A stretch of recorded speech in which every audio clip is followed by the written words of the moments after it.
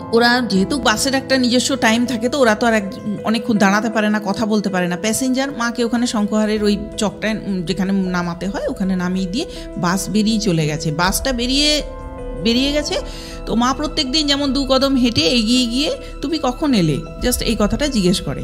তো বাবা তখন বলে এই এলাম, বা 2 মিনিট আগে এসে দাঁড়িয়ে আছি, এরকম কথা বলে। সেদিনও ঠিক রীতিমতো ওরকমই কথা বলেছে যে তুমি কখন এলে।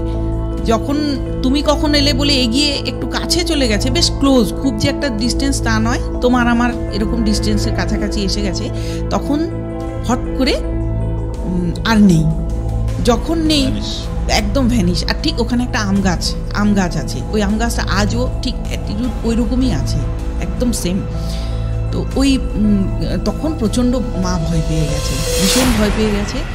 ভয় পাওয়ার পরে বুঝতে পেরে গেছে যে এটা তো একটা